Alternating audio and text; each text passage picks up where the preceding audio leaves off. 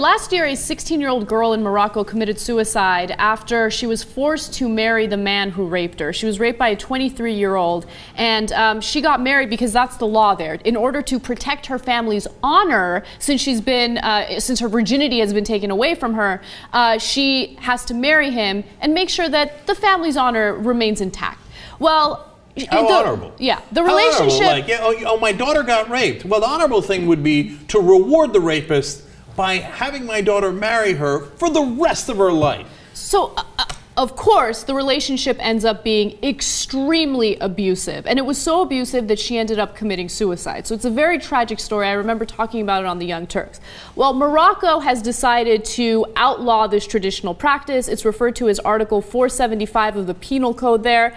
And they are no longer planning on forcing women to marry the men that rape them. Are they not merciful? I know. By the way, just understand, that's what they're planning. It hasn't passed yet. They're like, hopefully we can get enough votes for people to say, hey, perhaps we shouldn't reward the rapist.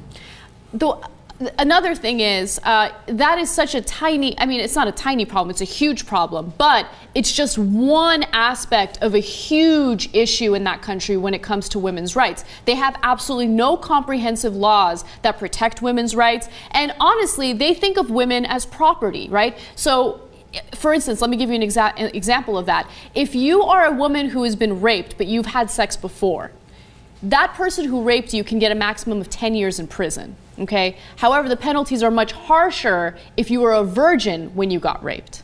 In fact, it's double. It goes from 10 years to 20 years. Now, why? Why would you double the penalty if a virgin is raped? Because they don't view it as protecting the woman, they view it as protecting property, to Anna's point. And if a woman is a virgin, she is more valuable property.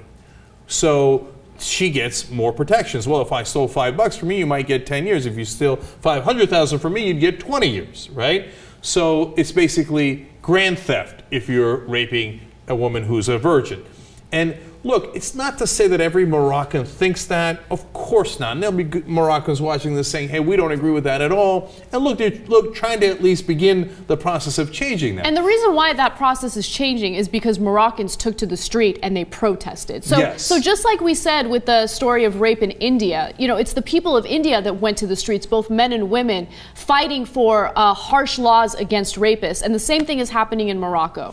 And so our point is that you've got to move on, and obviously a lot of Moroccans agree with us, from the old culture, because just because it's part of your culture doesn't mean it's right. Now, this part of the culture in this case is abhorrent, and anyone with a shred of decency and real morality, not the fake morality of fundamentalists, should understand that. You know, and I'm always amazed at what culture can do to warp people's minds, because your genetic instinct as a father is to protect your kids. I mean, that is as big an instinct as any human being could ever have about anything. How do you marry your daughter off to the man who brutally raped her? To protect your stupid, lousy honor? I mean, think about it. Even if you believed in that mindset and that perverse idea of morality, think about how selfish that is. I would like to protect my honor, so I'm going to send my daughter to a rapist for him to abuse her for the rest of her life. Sick.